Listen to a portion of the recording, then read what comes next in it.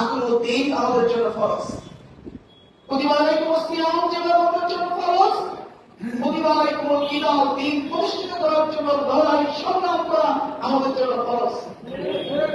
আপনি নামাজ শুরু আদায় করবেন, রমজান মাস আসতে যথাযথ মর্যাদার সাথে আপনি রোজা পালন করবেন, কিন্তু আপনি দিনের সৈনিক হবেন না, দিন প্রতিষ্ঠিত করার জন্য লড়াই সংগ্রাম লিপ্ত হবেন না। কোন বলল এই নামাজ এবং এই রোজা, কারণ প্রত্যেকটি মৌলিক ইবাদতের মূল টার্গেট ঐক্যবদ্ধ দিনের সৈনিক বানানো।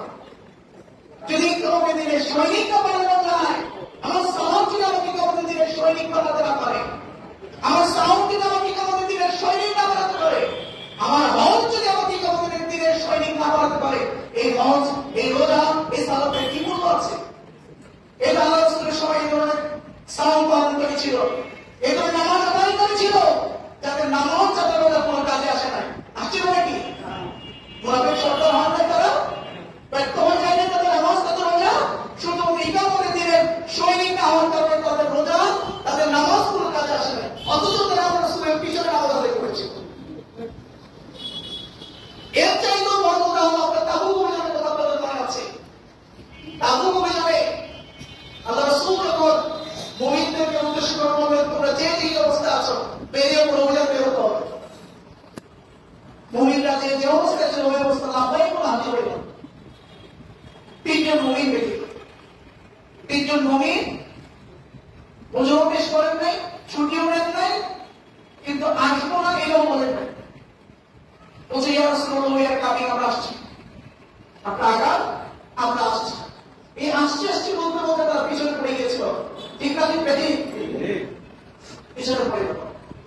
এই পিছনে পড়তে পড়তে এমন অবস্থা তৈরি হয়ে গেল যে আল্লাহ রাসূল অভিযান শেষ করে আবার ফিরে আসলো, কিন্তু এই তিনজন মুমিন অভিযানে অংশগ্রহণ করতে পারলো না। এই ইকামতের দিনের কাজে অংশগ্রহণ করতে না পারার অপরাধে এতটাই অনুতপ্ত হলো, এতটাই অনুশোচনা তাদের মধ্যে তৈরি হলো, এতটাই তারা কষ্ট পেল এবং লজ্জিত হলো যে আল্লাহ রাসূলের সামনে আসার তার সাহস। ইতিমধ্যে আল্লাহর আয়াত নাযিল হয়ে গেছে তাদের ব্যাপারে, শাস্তি এসে গেছে তাদের জন্য। একান্নটি দিন তাদেরকে শাস্তি দেওয়া হয়েছিল, দুর্বিষহ শাস্তি।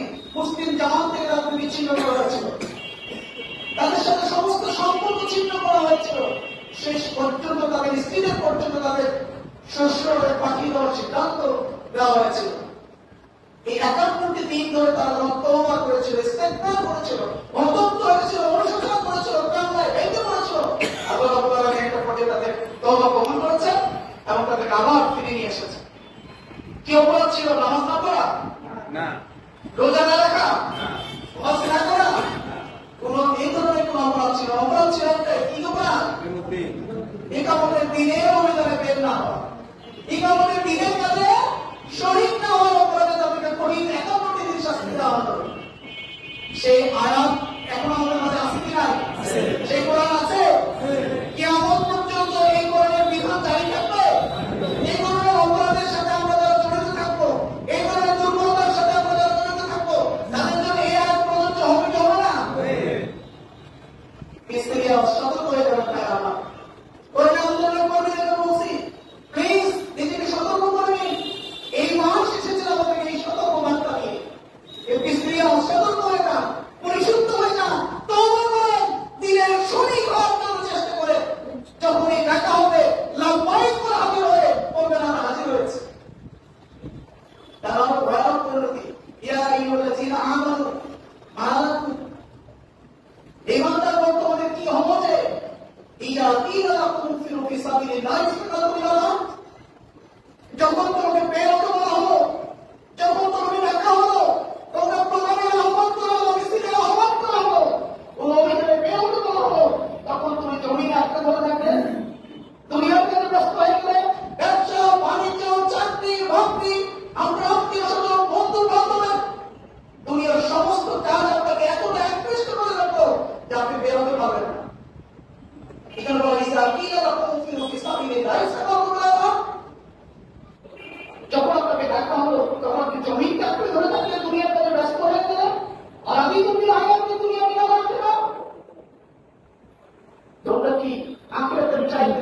জীবনকে ভালোবেসে ফেলেছ?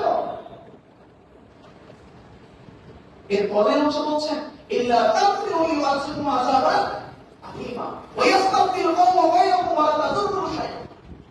যদি এই অপরাধটি করো, এই ধরনের দুর্বলতা তুমি প্রদর্শন করো, তোমাদেরকে ডাকার পরও যদি তোমরা বের না হও, ইকামতের দিনের সৈনিক না হও, ইকামতের দিনের কাজে যদি অংশগ্রহণ না করো, তাহলে মনে রাখো তোমাদেরকে কঠিন আযাবে আলীমের মধ্যে শামিল করা হবে, ভয়ানক আযাবের মধ্যে তোমাদেরকে নিক্ষেপ করা হবে এবং তোমাদেরকে আরেকটি জাতি দিয়ে তোমাদেরকে পরিবর্তন করে দেওয়া হবে, যারা তোমাদের উপরে জুলুম করবে, নির্যাতন করবে, তোমাদের উপরে অত্যাচার চালাবে। সরকার ভাইরা, আজকে পুরো বিশ্বব্যাপী এই চলছে, ঠিক না? ভাই, পুরো বিশ্বব্যাপী আজকে মুসলমানরা নির্যাতিত, নিষ্পীড়িত, জুলুমের শিকার হচ্ছে। কারণ মুসলমানরা লড়াই সংগ্রামের পথ ছেড়ে দিয়ে, জিহাদের পথ ছেড়ে দিয়ে আজকে তারা আরামায়েশের পথ বেছে নিয়েছে। যতদিন পর্যন্ত মুসলমানরা লড়াই সংগ্রাম প্রতিবাদের পথ বেছে নিয়েছিল, জিহাদের পথ বেছে নিয়েছিল, বদরের পথ বেছে নিয়েছিল, উহুদের পথ বেছে নিয়েছিল, তাবুকের পথ বেছে নিয়েছিল, ততদিন পর্যন্ত মুসলমানরা বিজয় অর্জন করেছিল, সুনাম সুখ্যাতি তাদেরকে ধরা দিয়েছিল। আজকে সেই জায়গা থেকে আমরা সরে এসেছি, জিহাদের পথ থেকে আমরা সরে এসেছি, লড়াই সংগ্রামের পথ থেকে আমরা সরে এসেছি। আজকে আরামায়েশের পথ আমরা বেছে নিয়েছি, দোয়া-দুরুদের পথ আমরা বেছে নিয়েছি, যার দ্বারা ভগবান অপদস্থ পুরো বিশ্বব্যাপী মুসলমানদেরকে গ্রাস করেছে। এই অবস্থা থেকে মুক্তি পেতে হয়, যদি আমার মুসলমানদেরকে সেই আরামের নেতৃত্ব যদি ফেলে পেতে হয়, তাহলে মুসলমানদেরকে সেই সোনালী জাতীয় থেকে ফিরে যেতে হবে, জিহাদের পথ বেছে নিতে হবে, লড়াই সংগ্রামের পথ বেছে নিতে হবে। এটাই হলো আমাদের মুমিনদের, মুজাহিদদের প্রকৃত কাজ, এটাই হলো সবচেয়ে বড় কাজ, এটাই হলো আনন্দদায়ক কাজ, এটাই হলো আসল ব্যবসার কাজ, এটাই হলো জান্নাত থেকে মুক্তির কাজ, জান্নাতের কাজ হয়ে যায়। পারলাম ইনশাআল্লাহ? ইনশাআল্লাহ। মনে রাখবেন, আমাদের পথ অত্যন্ত কঠিন, বন্ধু রুজু নিচু, পিচ্ছিল পথ, ভয়ঙ্কর বিপজ্জনক পথ। অতীতে এই বিপজ্জনক পথ পাড়ি দিয়ে ইসলামী আন্দোলনের সৈনিকরা বিজয়কে ছিনিয়ে এনেছিল। আমাদেরকে সেই পথ অবলম্বন করতে হবে, বাংলার ভয় করা যাবে না। সম্মানিত ভাই আমার, দেখুন আপনার দয়ার ময়দান, আলহামদুলিল্লাহ আপনার লড়াকু সৈনিক, আপনার শহীদদের উত্তর সৈনিক, আপনার পুলিশ সামনে পেরে দিয়েছিলেন, ভয় পান না। জেলখানে গেছে, একসাথে অসংখ্য বাহিনী দয়ার ভাইরা জেলখানে গিয়েছিল, ভয় পেয়েছে? ভয় পাওয়া যাবে না। জেল জুলুম মুমিনদের জীবনের সাথে, আর দুনিয়া সিস্টেম মুমিনিন, আর দুনিয়া সিস্টেম মুমিনিন, দুনিয়াটা হলো মুমিনদের জন্য কারাগার। এই ছোট্ট একটা কারাগারে আমাদেরকে বন্দি রেখে আমাদেরকে বন্ধ করা যাবে না, আমাদের কাজকে বন্ধ করা যাবে না, আমাদেরকে ধোয়া যাবে না, কারণ পুরো দুনিয়াটা মুমিনদের জন্য হলো কারাগার। ঠিক, আমরা পুরো দুনিয়াটাকে কারাগার হিসেবে গ্রহণ করেছি। সুতরাং এই ছোট্ট কারাগারকে আমরা ভয় পাই না। মনে রাখবেন, এই রোজা কয়েকদিনের রোজা শেষ হয়ে গেল, লাআল্লাকুম তাত্তাকুন, এই আয়াত শুনতে শুনতে আমরা অভ্যস্ত হয়ে গেছি। কুতিবা আলাইকুমুস সিয়াম কামা কুতিবা আলাল লাযিনা মিন ক্বাবলিকুম লাআল্লাকুম তাত্তাকুন, সবাই অভ্যস্ত হয়ে গেছে। রোজার উদ্দেশ্য হলো তাকওয়া অর্জন, আল্লাহ ভীতি অর্জন করা। কি ধরনের ভীতি? ইফতারের পূর্ব মুহূর্তে 10 মিনিট আগে থেকে আপনাকে এসে বলে, র্যাব আর পুলিশ এসে বলে এই মুহূর্তে ইফতার করো, আরো 10 মিনিট সময় আছে, আমরা ঘোষণা করছি এখন ইফতার করতে হবে। কেউ ইফতার করবে নাকি ভাই? কেউ ইফতার করবে না। র্যাবের কাছে তারা পুরো সময়টাতে ভয় পাবে না, জীবন চলে যাবে, ইফতার করবে না, কারণ আরো 10 মিনিট সময় আছে। এটা নাম তাকওয়া। এই রমজান মাসে ইফতার করার সময় যে তাকওয়া আমাদের অর্জন হয়, জীবনের প্রতিটি মুহূর্তে এই তাকওয়া আমাদের অর্জন করতে হবে। আল্লাহ ব্যতীত কাউকে ভয় করা যাবে না। এই আল্লাহ ব্যতীত কাউকে ভয় না করতে গিয়ে যদি জেল হয়, জুলুম হয়, আমরা নামাজ পড়তে পারবো ইনশাআল্লাহ, কিন্তু আল্লাহ ব্যতীত কাউকে ভয় করবো না। এছাড়া আমাদের নেতৃত্ব ভয় পাবো, আমাদের নেতৃত্ব তাদের সামনে যখন ক্ষমা চাওয়ার ঘোষণা এসেছিল, সুযোগ এসেছিল, তারা স্পষ্টভাবে ঘোষণা করেছে যে জন্ম ও মৃত্যুর ফয়সালা আসে কোন জায়গায়? আসমান থেকে আসমান থেকে জমিন থেকে হয় না। মৃত্যুর ফয়সালা হবে আসমান থেকে। দুনিয়ার কোন ব্যক্তি পক্ষে এটি সম্ভব নয়। সুতরাং যার পক্ষে কোনো ফয়সালা দেওয়া সম্ভব নয়, তার কাছে কিসের ক্ষমা যাবো? তার কাছে কিসের প্রাণ দিতে যাবো? আমার আল্লাহ আমি যদি আমাকে শহীদ হিসেবে কবর করে নিতে চান, এটাই তো আমার জীবনের সবচেয়ে বড় সাফল্য। সুতরাং ওই কাজটার দিকে আমি এগিয়ে যাচ্ছি। আমার প্রাণ দিতে যাওয়ার কোনো প্রয়োজন নেই। হাসি মুখে বীর ধরতে এগিয়ে গিয়ে তারা ফাঁসির মঞ্চ আলিঙ্গন করছে। একজন কারা অফিসার,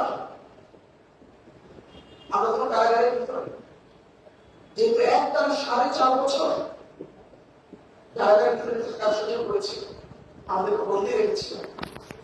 এর ফাঁকে এই 4.5 বছরের মধ্যে ইসলামী আন্দোলনের বহু ঘটনা ঘটে গেছে। আমাদের শিশুদের বিভিন্ন দিকে তারা ফাঁসি দিয়েছে। সারা বাংলাদেশে অসংখ্য শাহাদাতের ঘটনা ঘটে গেছে। বহু ভাইদেরকে তারা কারাগারে প্রেরণ করেছিল। একজন কারা কর্মকর্তা এসে বলছে যে ভাই, এই কারাগারে চাকরি করার সে বহু ফাঁসির আসামি দেখেছি, ফাঁসির মঞ্চে বহু আসামিকে নিয়ে এসেছি, কিন্তু যখন আমরা ফাঁসির সেলে যখন কোনো ফাঁসির আসামিকে আনতে যাই, যে কষ্টটা আমাদের হয়, তাকে মুখে কালো কাপড় কাটতে হয়, হাত বেঁধে ফেলতে হয়, কখনো কখনো পা বেঁধে ফেলতে হয়, স্বাভাবিক হেঁটে আসতে পারে না, জোরপূর্বক কয়েকজন মিলে তাকে ঘাড়ে করে ফাঁসির মঞ্চে নিয়ে এসে কোন রকম ফাঁসি দিয়ে দিতে হয়। কিন্তু ব্যতিক্রম দেখলাম আপনাদের দায়িত্ব সিদ্ধের ক্ষেত্রে। সেই বাংলা নতুন প্রমাণ হিসেবে ফাঁসির সেরে যখন তারা গণতন্ত্রে গেছেন, তিনি যখন শিস্তাবদ্ধ অবস্থায় ছিলেন, শিস্তাবদ্ধ অবস্থায় ছিলেন, তিনি আল্লাহর দোয়া করছেন। কিন্তু তখন যখন তারা গণতন্ত্র সেখানে পৌঁছেছেন, তারা গণতন্ত্রের পায়ের আওয়াজ শুনে তিনি বুঝতে পেরেছিলেন যে কারারক্ষীরা হয়তো চলে এসেছে। দ্রুত সিজদা থেকে মাথা উঠিয়ে তিনি মোনাজাত শেষ করার পরে বললেন, আমি প্রস্তুত আছি, বেরোতে হবে। কারা কর্মকর্তারা যখন ফাঁসির সেলের দরজা খুলে দিলেন, তিনি সাথে সাথে বের হয়ে গেলেন। তাকে বের হওয়ার জন্য বলা লাগে, তিনি বললেন, আমি প্রস্তুত আছি, এখনই যাওয়া বলেন, এখনই বেরিয়ে যাবো। সাথে তিনি বেরিয়ে পড়লেন। বেরিয়ে পড়ার পরে হাঁটা শুরু করেছেন। তারা কর্মকর্তা বললেন যে ভাই, সে কি ধরনের হাঁটা, যে আমরা হলো প্রশিক্ষণ প্রাপ্ত সৈনিক, আমরা তার সাথে হেঁটে পারছি না। এত স্পিডে তিনি হেঁটে চলছেন, তার পিছনে আমরা যেতে পারছি না। একটা পর্যায়ে হাত জোর করে অনুরোধ করলাম, স্যার আমরা তো আপনাকে তাড়া করছি না, আপনি এত দ্রুত হাঁটছেন কেন? আমাদের হাতে সময় আছে, আপনি ধীরে সুস্থে হাঁটুন, আমরা ধীরে সুস্থে ফাঁসির মঞ্চে যাব।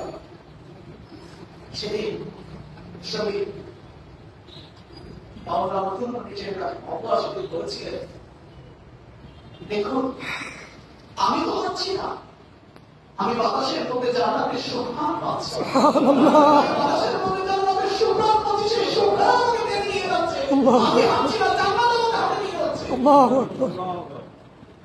আমরা সেই শহীদ মাওলানা মতিউর রহমান নিজামীর উত্তরসূরি, আমরা সেই শহীদদের উত্তরসূরি। আমরা তারপর ফাঁসির মঞ্চকে বড় করে নাই, তারপর যুবককে বড় পায় নাই। সুতরাং যতদিন পর্যন্ত বাংলাদেশে এই শহীদদের রক্তের বদলা আমরা নিতে পারবো, এই শহীদদের ফাঁসির হত্যার পরিশোধ যতদূর পর্যন্ত আমরা নিতে পারবো, ততদূর পর্যন্ত আমরা থেমে থাকবো না। সেই পরিশোধ হবে বাংলাদেশে ইসলামী বিপ্লবের মধ্য দিয়ে। আমরা হত্যার মধ্যে হত্যা দিয়ে নিতে চাই না, আমরা রক্তের মধ্যে রক্ত দিয়ে নিতে চাই না, আমরা বাংলাদেশের কোরআনকে বিজয় করার মধ্য দিয়ে আমাদের শহীদদের হত্যার পরিশোধ নিতে চাই। আমরা তখনই ক্ষান্ত হবো, তখনই আমাদের আত্মা প্রশান্ত হবে, যখন বাংলাদেশে কোরআনের একটি বিপ্লব আমরা দেখব।